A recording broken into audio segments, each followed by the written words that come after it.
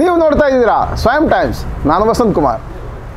ಕಾರ್ಕಳದಲ್ಲಿ ಜನವರಿ 18ರಿಂದ 22ರವರೆಗೆ ಒಂದು ಬೃಹತ್ ಧಾರ್ಮಿಕ ಕಾರ್ಯ ನಡೆಯಲಿಕ್ಕಿದೆ. ಕಾರ್ಕಳದ ಆನೆಕೆರೆ ಎಲ್ರಿಗೂ ಗೊತ್ತಿದೆ. ಕಾರ್ಕಳದ ಆನೆಕೆರೆ ಹೇಳುವಂಥದ್ದು ಒಂದು ದೇಶ ವಿದೇಶಗಳಲ್ಲಿ ಕೂಡ ಭಾಳಷ್ಟು ಒಂದು ದೊಡ್ಡ ಹೆಸರು ಮಾಡಿದ ಒಂದು ಕ್ಷೇತ್ರ.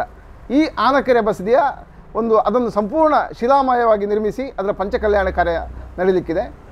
ಈ ಸಮಿತಿಯ ಕಾರ್ಯಾಧ್ಯಕ್ಷರಾದ ಮಹಾವೀರ್ ಹೆಗ್ಡೆ ಅವರು ನಮ್ಮ ಜೊತೆ ಇವತ್ತಿದ್ದಾರೆ. ಅವ್ರ ಜೊತೆ ಒಂದಷ್ಟು ಹೊತ್ತು ಮಾತಾಡೋಣ. ಇದು ಸ್ವಯಂ ಟೈಮ್ಸ್ ವಿಶೇಷ.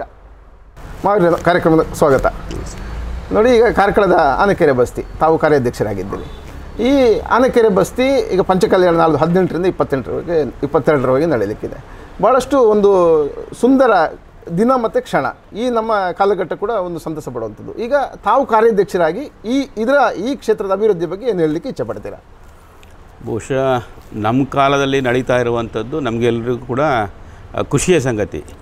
ಇವತ್ತು ಕಾರ್ಕಳದಲ್ಲಿ ಒಂದು ಆನೆಕೆರೆ ಕೆರೆ ಬಸದಿ, ಎರಡನೇದ್ದು ಜೈನ ಮಠ. ಜೈನ ಮಠವು ಕೂಡ ಸುಮಾರು 5 ಕೋಟಿ ವೆಚ್ಚದಲ್ಲಿ ನಡೀತಾ ಇರುವಂಥದ್ದು. ಕಾರ್ಕಳದ ಕೆರೆ ಬಸದಿಯು ಕೂಡ 4.5 ಕೋಟಿ ವೆಚ್ಚದಲ್ಲಿ ಇವತ್ತು ನಡೀತಾ ಇರುವಂಥದ್ದು. ಈಗಿನ ಕಾಲಮಾನದಲ್ಲಿ ನಡೀತಾ ಇರುವಂಥದ್ದು ಈಗಿನ ಎಲ್ಲ ಪೀಳಿಗೆಗೂ ಕೂಡ ಬಹಳಷ್ಟು ಖುಷಿಯನ್ನು ತರುವಂಥ ಸಂಗತಿ.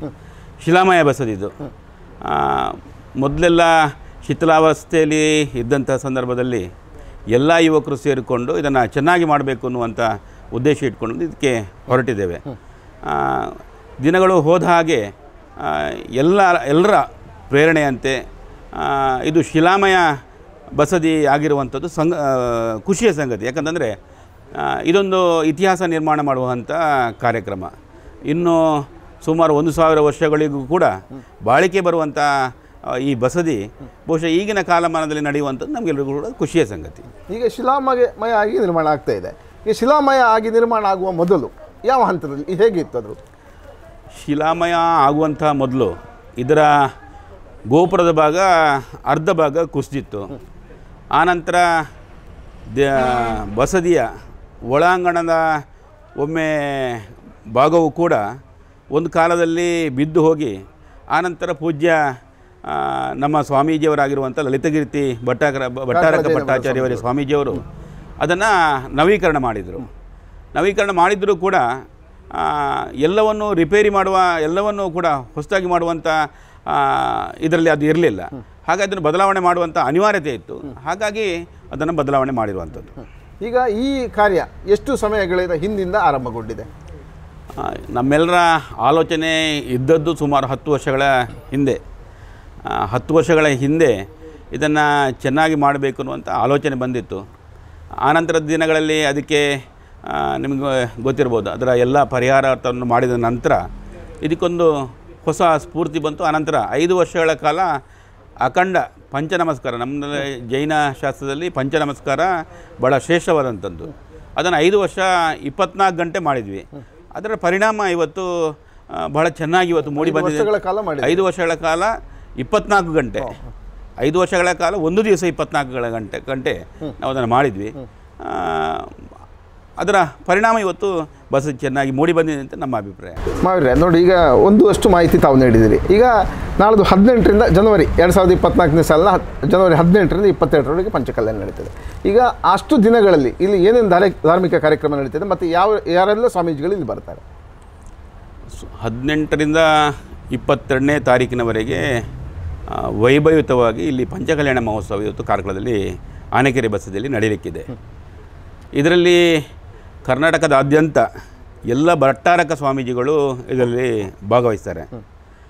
ವಿಶೇಷವಾಗಿ ಪರಮಪೂಜ್ಯ 108 ಮುನಿಶ್ರೀ ಅಮೋಘಕೀರ್ತಿ ಮಹಾರಾಜು ಮತ್ತು ಪರಮಪೂಜ್ಯ ಮುನಿಶ್ರೀ 108 ಅಮರಕೀರ್ತಿ ಮಹಾರಾಜರು ಈವಾಗಲೇ ಕಾರ್ಕಳಕ್ಕೆ ಆಗಮಿಸ್ತಾ ಇದ್ದಾರೆ. ಬಹುಶಃ 5ನೇ ತಾರೀಕು 6ನೇ ತಾರೀಕಿನ ಒಳಗೆ ಕಾರ್ಕಳಕ್ಕೆ ಪುರಪ್ರವೇಶ ಆಗ್ತದೆ. ಪುರಪ್ರವೇಶ ಆಗುವಂಥ ಕಾರ್ಯಕ್ರಮ ಬಹಳ ಅದ್ಧೂರಿಯಾಗಿ ಚೆನ್ನಾಗಿ ಇವತ್ತು ಕಾರ್ಕಳದಲ್ಲಿ ಮಾಡ್ತಾ ಇದ್ದೇವೆ. ಅದೇ ರೀತಿ ವೇಣೂರಿನ ಮಹಾಮಸ್ತಕಾಭಿಷೇಕ, ಆ ಪ್ರಯುಕ್ತನೂ ಅನೇಕ ಮುನಿಗಳು ಇವತ್ತು ಆಗಮಿಸ್ತಾ ಇದ್ದಾರೆ. ಬಹುಶಃ ಎಲ್ಲ ಮುನಿಗಳ ಹಾಗೂ ಭಟ್ಟಾರಕರ ಪ್ರೇರಣೆಯಿಂದ ಈ ಕಾರ್ಯಕ್ರಮ ಕಾರ್ಕಳದಲ್ಲಿ 5 ದಿವಸಗಳ ಕಾಲ ಭಾಳ ಚೆನ್ನಾಗಿ ಇವತ್ತು ಮೂಡಿ ಬರ್ತಾ ಇದೆ. ಧರ್ಮಸ್ಥಳದ ಧರ್ಮಾಧಿಕಾರಿ ಅವರು ರಾಜೇಶ್ ಡಾಕ್ಟರ್ ವೀರೇಂದ್ರ ಹೆಗ್ಡೆ ಅವರು ಕೂಡ ಭಾಳಷ್ಟು ಕ್ಷೇತ್ರ ಬೆಳೆಸಿದವರು, ಒಂದಷ್ಟು ಅನುದಾನ ಕೊಟ್ಟವರು, ಅವರು ಕೂಡ ಈಗ ಮೊನ್ನೆ ಬಂದಿದ್ರು ಇಲ್ಲಿಗೆ ಅಲ್ವಾ? ರಾಜಶ್ರೀ ಡಾಕ್ಟರ್ ವೀರೇಂದ್ರ ಹೆಗ್ಡೆ ಅವರು ಆವತ್ತಿನಿಂದ ಇವತ್ತಿನವರೆಗೂ ಕಾರ್ಕಳದ ಆನೆಕೆರೆ ಬಗ್ಗೆ ವಿಶೇಷವಾದಂಥ ಆಸಕ್ತಿಯನ್ನು ಹೊಂದಿದವರು. ಅವರು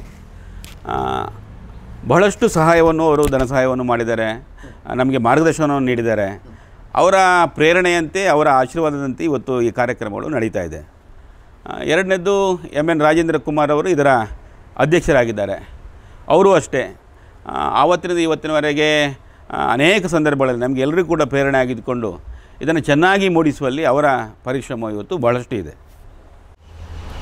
ನೋಡಿ, ಒಂದು ಕ್ಷೇತ್ರ ಅಭಿವೃದ್ಧಿ ಆಗಬೇಕಂತಂದರೆ ಒಂದಷ್ಟು ಅನುದಾನ ಬೇಕು, ಲಕ್ಷಾಂತರ ಮೊತ್ತ ಬೇಕು. ಈಗ ಸಹಕಾರ ಯಾವ ರೀತಿ? ಇವತ್ತು ಬಹಳ ಗರಿಷ್ಠ ಮೊತ್ತ ಇವತ್ತು ಮಾನ್ಯ ನಮ್ಮದು ಮಾಜಿ ಸಚಿವರು, ಈಗಿನ ಶಾಸಕರಾಗಿರುವಂಥ ಮಾನ್ಯ ಸುನೀಲ್ ಕುಮಾರ್ ನೇತೃತ್ವದಲ್ಲಿ ಈ ಬಸದಿಗೆ ಆಗಿದೆ. ಹೊರಾಂಗಣದ ಅಭಿವೃದ್ಧಿ, ಹೊರಾಂಗಣದ ಟೂರಿಸಮ್ ಡೆವಲಪ್ಮೆಂಟ್ ಮಾಡುವಂಥದ್ದು ಅವರ ಕಾನ್ಸೆಪ್ಟ್ ಏನಿದೆ, ಅದಕ್ಕೆ ಸುಮಾರು 3.5 ಕೋಟಿಯಷ್ಟು ಇವಾಗಲೇ ಹಣ ಬಂದಿದೆ. ಅದಕ್ಕಿಂತಲೂ ಹೆಚ್ಚಾಗಿ ಈ ಬಸದಿಗೆ ಸುಮಾರು 1 ಕೋಟಿಯಷ್ಟು, 1 ಕೋಟಿ ಚಿಲ್ಲರೆ ಹಣ ಅವರ ನೇತೃತ್ವದಲ್ಲಿ ಇವತ್ತು ಬಂದಿದೆ. ಮತ್ತು ಅದಕ್ಕಿಂತಲೂ ಹೆಚ್ಚಾಗಿ ಸುನೀಲ್ ಕುಮಾರ್ ಅವರು ಇದೊಂದು ಕನಸು ಅವ್ರದ್ದು. ಅಂದರೆ 26 ಎಕರೆ ಕೆರೆಯ ಪ್ರದೇಶ, ಇಡೀ ಕಾರ್ಕಳದ ನಗರಕ್ಕೆ ನೀರು ಉಣಿಸುವಂಥ ಒಂದು ಕೆರೆ ಇದು. ಇಡೀ ಕಾರ್ಕಳದ ಹೃದಯ ಭಾಗದಲ್ಲಿರುವಂಥ ಕೆರೆ. ಇದನ್ನು ಪ್ರವಾಸೋದ್ಯಮದಿಂದ ಅಭಿವೃದ್ಧಿ ಮಾಡಿದರೆ ಕಾರ್ಕಳಕ್ಕೆಂದು ಒಳ್ಳೆಯ ಹೆಸರು ಬರ್ತದೆ ಅನ್ನುವಂಥದ್ದು ಅವ್ರದ್ದು ಕನಸು. ಬಹುಶಃ ಅವ್ರದ್ದು ಕನಸು ಈಗದ್ದಲ್ಲದು, 10-12 ವರ್ಷಗಳ ಹಿಂದೆ ಸಿಗಡಿ ಕೆರೆ ಕೂಡ ಅವರ ನೇತೃತ್ವದಲ್ಲಿ ನಡೆದಿದೆ. ಹೌದೌದು.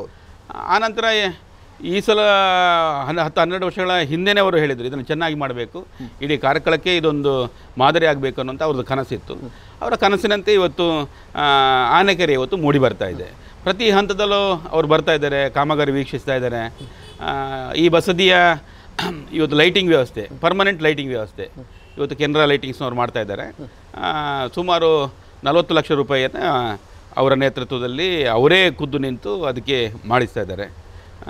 ಆನಂತರ ಬಸದಿಗೆ KRDL ವತಿಯಿಂದ ಸುಮಾರು 50 ಲಕ್ಷ ಅದಕ್ಕೂ ಕೂಡ ಕೊಟ್ಟಿದ್ದಾರೆ. ಹಾಗಾಗಿ ಒಟ್ಟು ಮೊತ್ತ ಸುಮಾರು 4.5 5 ಕೋಟಿ ಈ ಬಸದಿಗೆ ತಗುಲೋದ್ರಿಂದ ಬಹುಶಃ ಸರ್ಕಾರದ ಸವಲತ್ತು ಇದ್ದದ್ರಿಂದ ಇವತ್ತು ನಮಗೆ ಕೂಡ ಇದನ್ನು ಚೆನ್ನಾಗಿ ಮಾಡುವಲ್ಲಿ ನಮಗೆ ಸುಂದರವಾಗಿ ಮೂಡಿಬರಲಿಕ್ಕೆ ಇವತ್ತು ಸಾಧ್ಯ ಆಯಿತು. ಇಲ್ಲ ಸ್ವಲ್ಪ ಕಷ್ಟ ಆಯಿತು, ಯಾಕಂದರೆ ಜೈನ ಸಮಾಜ ಇರುವಂಥದ್ದು ಭಾಳ ಸಣ್ಣ ಸಮಾಜ ಅದು. ಹಾಗಾಗಿ ಇದರಲ್ಲಿ ಕಾರ್ಕಳದಲ್ಲಿ 18 ಬಸದಿ ಇದೆ, ಅದರೊಟ್ಟಿಗೆ ಇದೊಂದು ಬಸದಿ.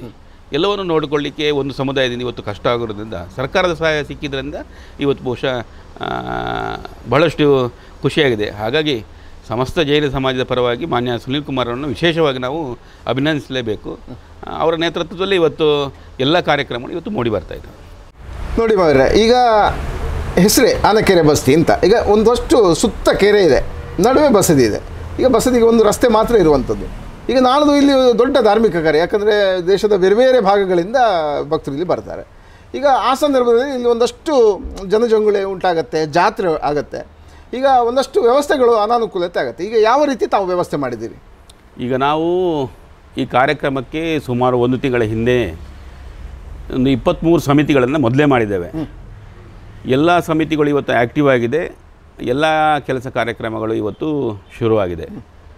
ಎರಡನೇದ್ದು ಇಲ್ಲಿ ಪಾರ್ಕಿಂಗ್ ವ್ಯವಸ್ಥೆ, ಇಲ್ಲಿ ಹತ್ತಿರದಲ್ಲೇ ಪಾರ್ಕಿಂಗ್ ವ್ಯವಸ್ಥೆಗಳನ್ನು ನಾವು ಇವತ್ತು ಮಾಡಿದ್ದೇವೆ.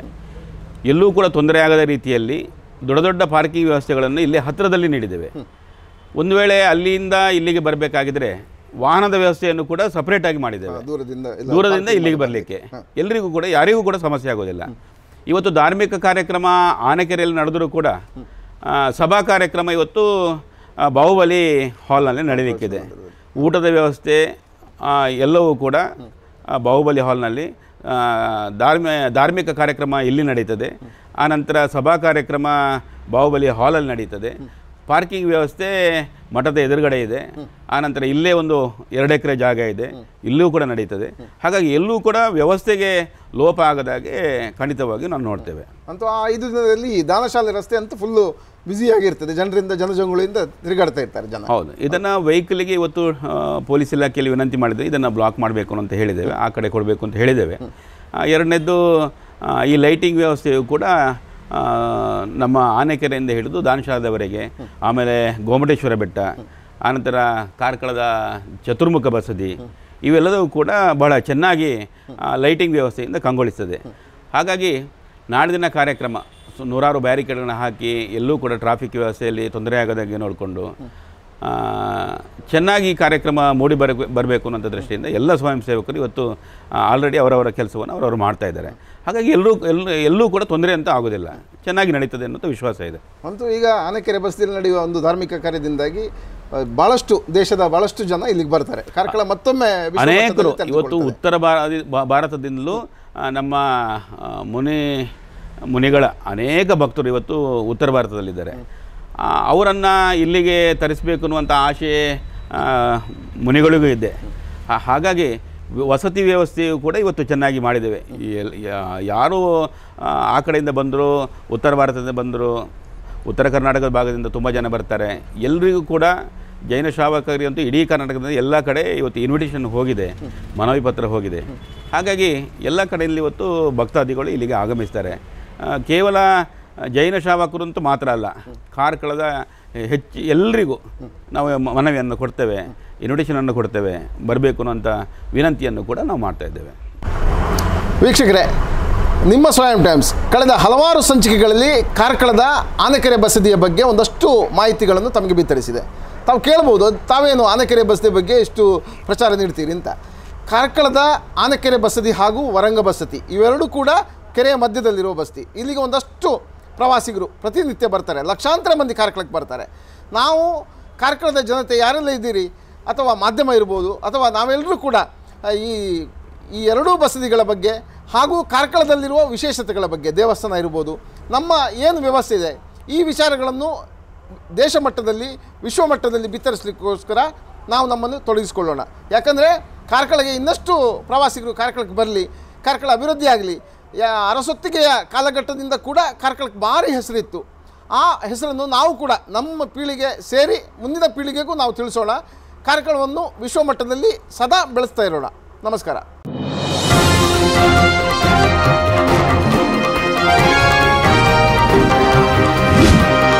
ನಿಖರ ಹಾಗೂ ಸ್ಪಷ್ಟ ಸ್ಥಳೀಯ ಸುದ್ದಿಗಳಿಗಾಗಿ ವೀಕ್ಷಿಸಿ ಸ್ವಯಂ ಟೈಮ್ಸ್ ಕಾರ್ಕಳ.